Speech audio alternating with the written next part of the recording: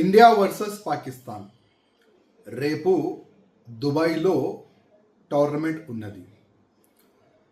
యావత్ భారతదేశంలో ఉంటున్న ప్రతి ఒక్క దేశభక్తుడు అసలు ఈ పాకిస్తాన్ నుంచి మనం ఎందుకు ఆడాలి మ్యాచ్ అని అందరు కూడా వ్యతిరేకిస్తున్నారు.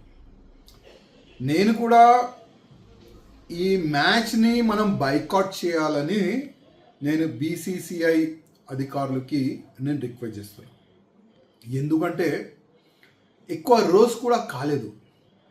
పెహల్గాంలో ఏ విధంగా ప్రత్యేకంగా హిందువులని టార్గెట్ చేసి పేరు అడిగి కలమా చదువునికి వస్తుందా లేదా అని మరియు అడిగి ఏ విధంగా వాళ్ళు ఈ పాకిస్తాన్ టెర్రరిస్ట్ వాళ్ళు చంపినారు అందరూ కూడా చూసినారు.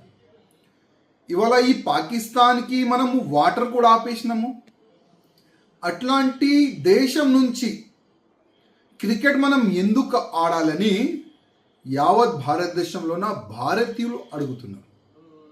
మనం కూడా ఒకసారి ఆలోచన చెయ్యాలి.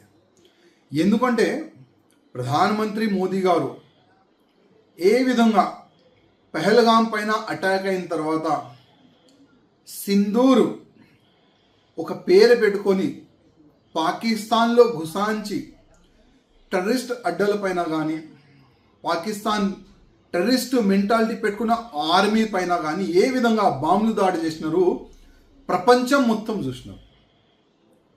ఈ భయపడి పాకిస్తాన్ వాళ్ళు మోదీ గారి ముందు ఏ విధంగా వంగిపోయినారు మొత్తం ప్రపంచం చూసినారు.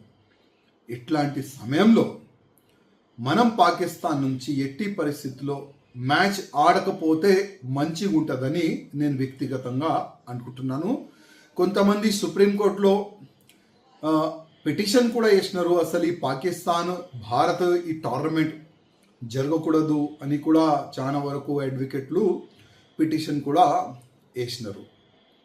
చాలా వరకు ఈ పెహల్గాంలో చనిపోయిన మన హిందువులు ఫ్యామిలీ వాళ్ళు కూడా అంటున్నారు అసలు పాకిస్తాన్ నుంచి మనం ఈ టోర్నమెంట్ ఆడొద్దు, ఈ మ్యాచ్ ఆడొద్దని వాళ్ళు కూడా వ్యతిరేకిస్తున్నారు.